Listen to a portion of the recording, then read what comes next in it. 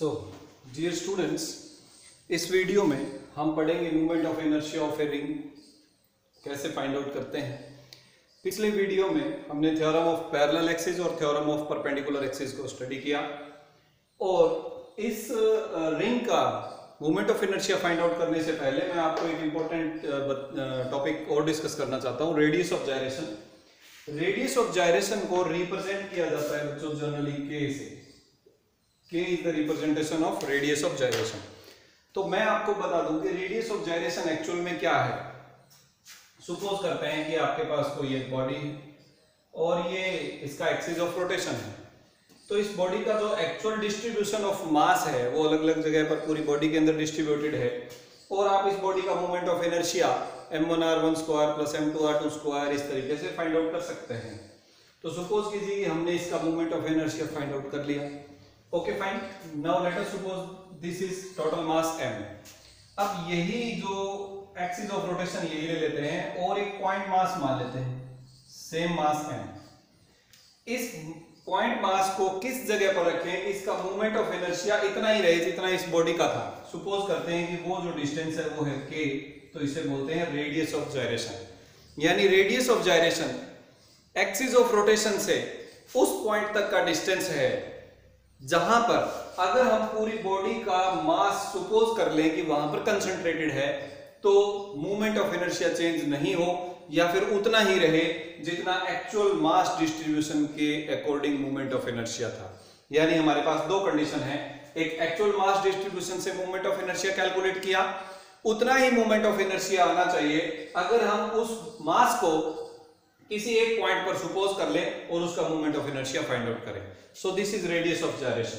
तो radius of gyration की definition क्या है?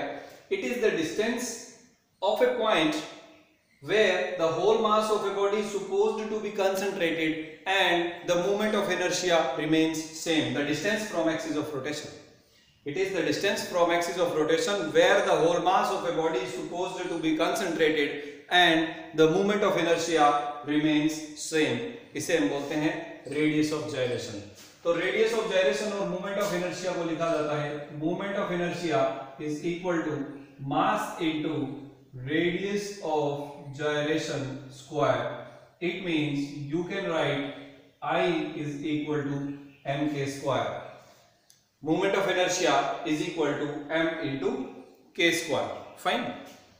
Now एक और पॉइंट यहाँ पर इंपॉर्टेंट मैं आपको बता देता हूँ। जैसे हम किसी भी बॉडी का मूवमेंट ऑफ इनर्शिया निकालेंगे, सपोज हम रिंग का मूवमेंट ऑफ इनर्शिया निकालेंगे, तो उसको अगर हम m के स्क्वायर के बराबर रख दें तो वहां से हम निकाल सकते हैं radius of gyration for the ring.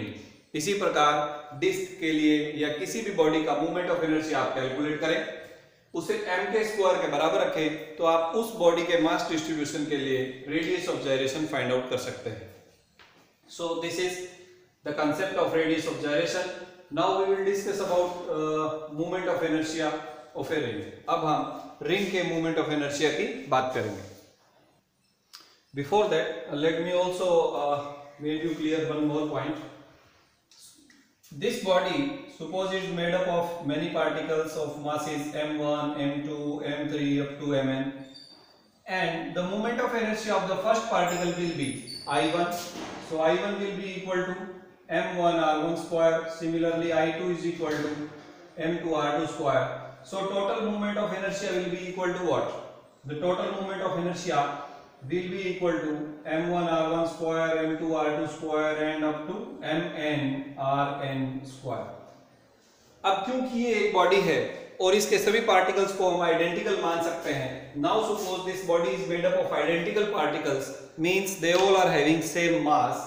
So this moment of inertia can be written as for identical particles, for identical particles. So this moment of inertia, mass can be taken common, r1 square plus r2 square up to rn square।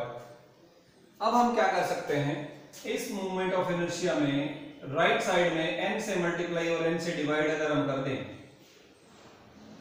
तो ये क्या है, n क्या है? Total number of particles. One particle का मास है m, total particles है n, तो इसको मल्टीप्लाई करने पर ये आपके पास आ जाएगा total mass I। So I कितना हो गया? Capital M into r1 square plus r2 square up to rn square divided by n. Okay, fine. And we also know I is equal to mk square. So m into k square will be equal to m into r1 square plus r2 square up to rn square divided by n. M is cancelled both sides. So you will get radius of gyration is the square root of average of square of all distances of the particles. It means this is root mean square distance. So radius of gyration जो है इसे हम root mean square distance भी कह सकते हैं। तो चलिए अभी हमने दो रेडियस ऑफ gyration के दो अलग अलग एस्पेक्ट्स के बारे में बातचीत की। One is we can calculate moment of inertia by using mk square, or we can also calculate radius of gyration by using this equation if we have already the moment of inertia of a body about any axis. And similarly radius of gyration can also be given as root mean square distance. चलिए अब हम बात करते हैं moment of inertia of a ring. अगर हमें एक ring का moment of inertia find out करना हो तो हम कैसे कर सकते हैं? चलिए सबसे पहले हम मान लेते हैं कि हमारे पास एक रिंग है। Suppose this is a ring. Ring means जो अंदर से खाली है, जैसे कि हमारे हाथों में जो जनरली जो कड़ा पहनते हैं वो, या साइकिल का टायर, अगर उसके बीच का मटेरियल हम हटा दें, सिंपली एक सर्कुलर बॉडी। तो ये हमारे पास है रिंग। अब इसका मोमेंट ऑफ इनर्शिया निकालना है। तो dear students, moment of inertia निकालने से पहले हमारे पास एक क्वेश्चन आता है कि where is axis of rotation. इस बॉडी का मोमेंट ऑफ इनर्शिया किस एक्सिस के अबाउट निकालना है? तो सबसे पहले हम मानकर चलते हैं कि इसका एक्सिस ऑफ रोटेशन यहां है, परपेंडिकुलर, यानी लाइक दिस, जैसा कि मैंने मार्कर दिखा रखा है, यानी perpendicular to the plane of the ring and passing through its centre. उसके और पॉसिबल एक्सिस कौन से हो सकते हैं? ये टेंजेंट हो सकता है, यानी tangent in the plane of the ring, वो टेंजेंट जो कि रिंग के प्लेन में है। और हो सकता है tangent perpendicular to the plane of the ring, और हो सकता है इसका डायमीटर एक्सिस। फाइन। तो चार पॉसिबल मोमेंट ऑफ इनर्शिया हम अलग अलग एक्सिस ऑफ रोटेशन के अकॉर्डिंग फाइंड आउट करेंगे। So first we will discuss about the axis of rotation, about the axis perpendicular to plane passing through its center, perpendicular to plane passing through its center. Okay fine. तो चलिए हमारे पास यहां पर एक body है जिसका moment of inertia हमें central axis के अबाउट फाइंड आउट करना है। हम क्या करते हैं, देखिए हम एक पार्टिकल कंसीडर कर लेते हैं। मान लेते हैं कि यहां पर एक पार्टिकल है, इस रिंग का एक छोटा सा हिस्सा जिसे हमने एक पार्टिकल कंसीडर कर लिया, इनफाइनाइट स्मॉल पार्टिकल जिसका मास है dm। अगर इसका थिकनेस है dx, थिकनेस नहीं कहेंगे, एक्चुअल में इसकी लेंथ कहेंगे। अगर इसका लेंथ है dx, तो इस dx लेंथ का मास कितना होगा? तो mass per unit length m divided by 2 pi r। अगर r हमारे पास रिंग का रेडियस है तो mass per unit length ring का कितना है? m बाय 2 पाई r, यानी टोटल लेंथ 2 पाई r में इसका कितना मास है? m मास है। तो आप कह सकते हैं mass per unit length of the ring is equal to this. तो इस dx लेंथ का मास कितना होगा? Mass of small element, mass of small element of length dx inch. तो इसका मास कितना होगा डियर स्टूडेंट्स? डेफिनेटली, क्योंकि ये स्मॉल पार्टिकल है तो इसका मास स्मॉल होगा dm। मास पर यूनिट लेंथ, एक यूनिट लेंथ में इतना मास है, तो dx यूनिट लेंथ में कितना मास होगा? Multiplied by dx। तो ये मास आ गया इस पार्टिकल का। अब देखिए ये हमारे पास एक्सिस ऑफ रोटेशन है, ये कोई dm पार्टिकल है, तो इसका मोमेंट ऑफ इनर्शिया कितना होगा? इसका mass multiplied by distance square. So moment of inertia of the small particle, इसका मोमेंट ऑफ इनर्शिया कितना होगा? di। i अगर हम total moment of inertia represent करते हैं तो di रिप्रेजेंट कर रहा है स्मॉल मोमेंट ऑफ इनर्शिया, यानी किसी स्मॉल पार्टिकल का मोमेंट ऑफ इनर्शिया। तो ये कितना होगा? Mass into distance square, dm into r square. Axis of rotation से इसका कितना डिस्टेंस है? r। तो डी कितना होगा बच्चों, dm यानी m divided by 2 pi r into dx into R square, ये हो गया डी, r से r कैंसल, तो हमारे पास डी कितना मिल गया, so D is equal to M R by 2 pi into dx, M R by 2 pi into dx, ये मूवमेंट ऑफ इनर्शिया है इस पार्टिकल का इस एक्सिस के अबाउट। फाइन, अब हमें मूवमेंट ऑफ इनर्शिया इस पूरी बॉडी का चाहिए और हमने कंसीडर कर रखा है कि this whole body is made up of same type of particles of length dx, ऐसे इनफाइनाइट पार्टिकल्स मिलके रिंग बना रहे हैं, तो इसका मूवमेंट ऑफ इनर्शिया कितना होगा, movement of inertia of the ring, तो हम क्या करेंगे, इनफाइनाइट टाइम्स इसको ऐड कर देंगे, di that is integration of di, तो I बराबर क्या होगा, integration of M R divided by 2 pi into dx। अब देखिए आप integration with respect to length कर रहे हैं, यानी dx की विद रिस्पेक्ट टू, तो dx कहां से शुरू हो रहा है, यहां से लेकर और ये पार्टिकल यहां तक पूरे रिंग में डिस्ट्रीब्यूटेड है, तो आप कहेंगे कि 0 लेंथ से शुरू होकर 2 पाई r लेंथ तक, तो इसका जो इंटीग्रेशन लिमिट्स होंगी वो 0 से लेकर 2 पाई r तक होंगी।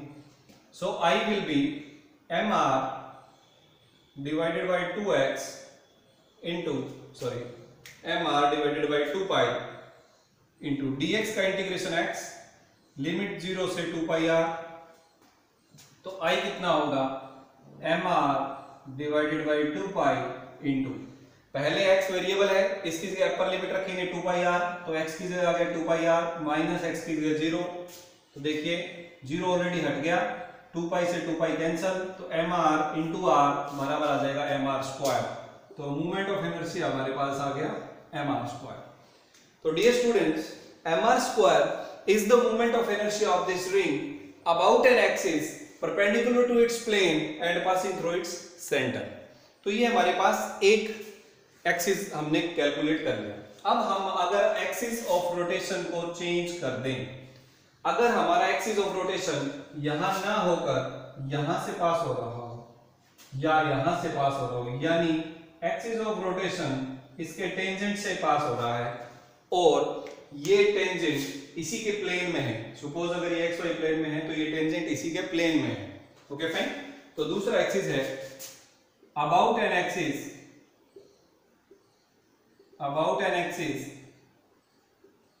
about the tangent axis in its own plane, इसी के प्लेन में। तो अब आप देखिए यहां पर परपेंडिकुलर, हम पहले परपेंडिकुलर का लेंगे, about the tangent axis perpendicular to the plane, क्योंकि यहां पर हम theorem of parallel axis apply कर देंगे। ये जो एक्सिस है ये हम थोड़ा लेकर डिस्कस करते हैं। फाइन, देखिए हमने ये एक्सिस ऐसे लिया है लाइक दिस, और सेंटर ऑफ मास का एक्सिस ये है लाइक दिस, तो हम यहां पर क्या अप्लाई कर सकते हैं, theorem of parallel axis. According to theorem of parallel axis आप इस को बोल सकते हैं tangential axis, IT perpendicular, tangential axis perpendicular is equal to I center of mass plus mass of the ring into दोनों के बीच का डिस्टेंस कितना है r, दोनों एक्सिस के बीच का डिस्टेंस है r, सो mr स्क्वायर। तो ये थ्योरम ऑफ पैरेलल एक्सिस का फार्मूला हमने लगाया, सेंटर ऑफ मास की एक्सिस के अबाउट आप मूवमेंट ऑफ इनर्शिया ऑलरेडी निकाल चुके हैं, that is mr square plus mr square. तो जो टेंजेंट परपेंडिकुलर है उसके अबाउट बॉडी का मूवमेंट ऑफ इनर्शिया यानी रिंग का मूवमेंट ऑफ इनर्शिया होगा 2mr स्क्वायर, ओके फाइन। तो ये हमने डिस्कस किया, एक दूसरा एक्सिस लिया जो कि बॉडी के प्लेन के परपेंडिकुलर था और टेंजेंशियल एक्सिस था।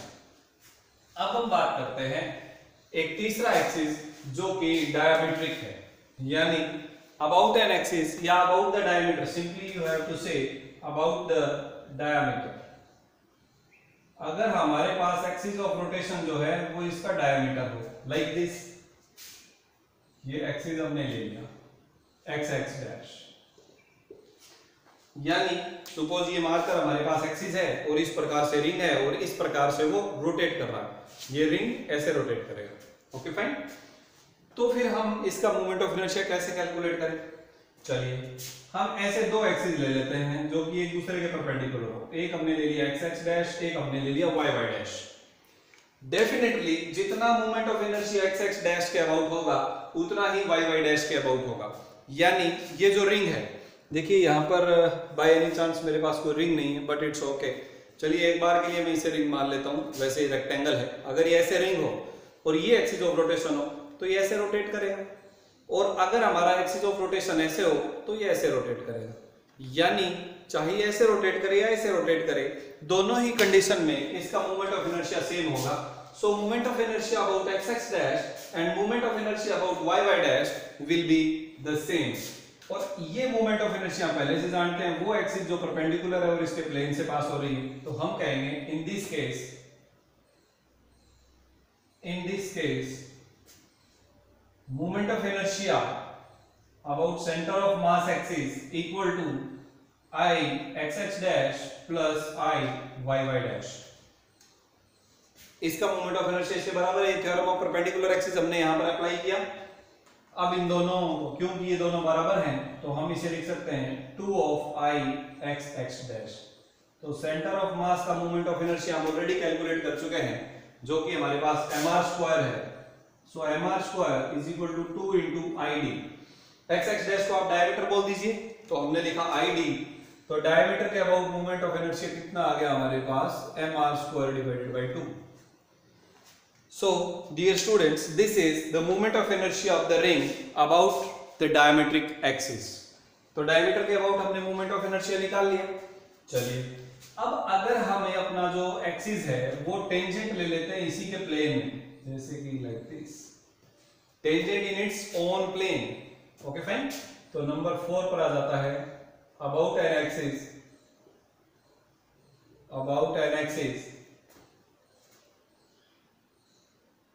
which is tangent in its own plane, tangent in its own plane। So चलिए इसे हम कुछ नाम दे देते हैं। Suppose this is a dash और द टेंजेंशियल एक्सिस। तो यहाँ पर आई ए डैश कितना होगा, theorem of parallel axis apply करेंगे। I X X dash plus body का मास इनटू दोनों एक्सिस के बीच का डिस्टेंस जो कि रेडियस के बराबर है का square, so it is R square. I X X dash यानी आई डायमीटर आप कह सकते हैं इसे। आई डायमीटर आप कैलकुलेट कर चुके हैं, M R square divided by 2 plus M R square, तो ये हाफ और 1 को ऐड करेंगे तो ये आ जाएगा 3/2 M R square. This is nothing else than the tangential axis in plane, tangential axis in its own plane. तो डियर स्टूडेंट्स, हमने अभी कैलकुलेट किया moment of inertia of the ring 4 अलग अलग एक्सिस के अबाउट। फाइन। इसी के साथ मैं आप लोगों को हिंट दे देता हूं और आप खुद से कैलकुलेट कर सकते हैं moment of inertia of disc. अगर आप इसे कैलकुलेट कर लें देन वेल, और अगर नहीं कैलकुलेट कर पाए तो definitely in next video I will help you out. तो चलिए अगर हम बात करते हैं डिस्क की, तो ये हमारे पास हो गया डिस्क। जब ये डिस्क है इसका मतलब अंदर पूरा मटेरियल भरा हुआ है। Okay fine. तो अगर इसका रेडियस है r, तो इस डिस्क का जो मास है m वो इस पूरे एरिया पर डिस्ट्रीब्यूटेड है। तो टोटल मास m डिस्ट्रीब्यूटेड है पाई r स्क्वायर एरिया पर। तो 1 यूनिट एरिया पर कितना मास डिस्ट्रीब्यूटेड होगा, यानी मास पर यूनिट एरिया। वहां पर मास पर यूनिट लेंथ था, यहां है mass per unit area of the disc. ये कितना हो जाएगा डियर स्टूडेंट्स, ये हो जाएगा m divided by pi r square. हमें सिमिलरली हमने यहाँ पर एक छोटी लेंथ का एक एलिमेंट लिया था, यहाँ पर हमें छोटा एरिया एलिमेंट कंसीडर करना होगा। फाइन। जैसे मान लीजिए कि मैं ये एक छोटा एरिया एलिमेंट कंसीडर कर लेता हूँ। अगर ये एक एरिया एलिमेंट है, ये सेंटर से x डिस्टेंस पर ले लेते हैं और इसका खुद का जो थिकनेस है उसे हम ले लेते हैं dx। खुद का थिकनेस क्या ले लेते हैं हम, dx। तो ये एरिया हमारे पास आ गया। अब ये क्या बन गया, एक्चुअल में रिंग बन गया। ये क्या बन गया हमारे पास, रिंग बन गया। तो हम क्या करें, फर्स्ट ऑफ ऑल तो इस अकेले एलिमेंट का मोमेंट ऑफ इनर्शिया हमें निकालना है। इस स्मॉल एलिमेंट का मोमेंट ऑफ इनर्शिया कितना होगा, इसका मास इनटू डिस्टेंस स्क्वायर, क्योंकि इसका डिस्टेंस x है, एक्सिस ऑफ रोटेशन से। अगर हम ये एक्सिस ऑफ रोटेशन परपेंडिकुलर ले लें, इसमें भी वही केसेस होंगे। सबसे पहले परपेंडिकुलर वाला एक्सिस ले लेंगे, फिर उसका टेंजेंट ले लेंगे, फिर ये वाला टेंजेंट ले लेंगे और डायमीटर ले लेंगे, यही चारों पॉसिबिलिटीज हैं।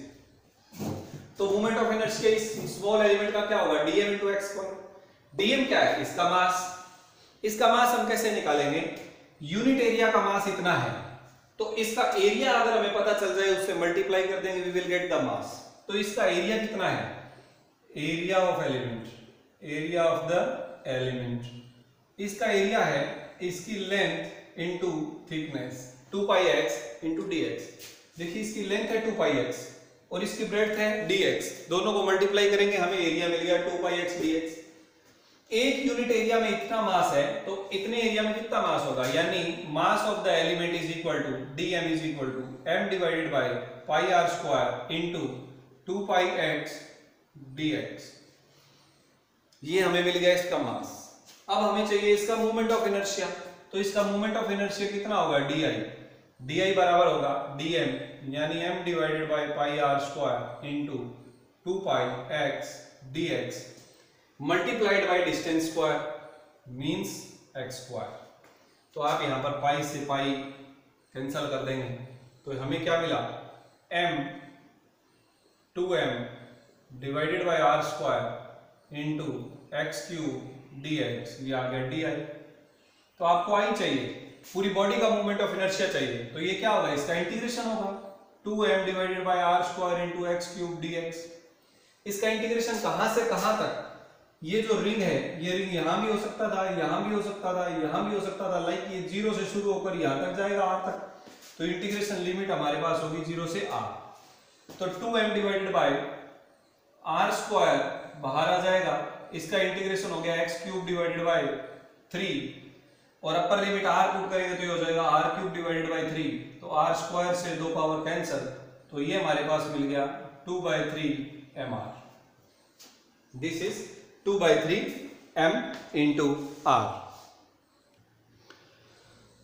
सॉरी, यहाँ तो छोटी सी कुछ मिस्टेक नजर आ रही है कि आंसर हमारा ठीक नहीं है, थोड़ी सी गड़बड़ी हमने कहाँ करी है। ओ, यहाँ x क्यूब dx का इंटीग्रेशन करना था, हमने x स्क्वायर dx का इंटीग्रेशन कर दिया है। एक्चुअल में here it is x cube, so I will be equal to 2m by r square बाहर आ जाएगा, x क्यूब dx का इंटीग्रेशन हमारे पास हो जाएगा x4/4, 0 से r, अपर लिमिट पुट करेंगे r, तो ये हो जाएगा r4/4 माइनस 0, तो 0 हट गया, तो यहाँ पर क्या आ जाएगा r4। लिमिट पुट करने के बाद 2 से 2 कैंसिल और 2 पावर से 2 पावर कैंसिल, तो हमारे पास I कितना आ गया dear students, I is equal to m into R square divided by 2।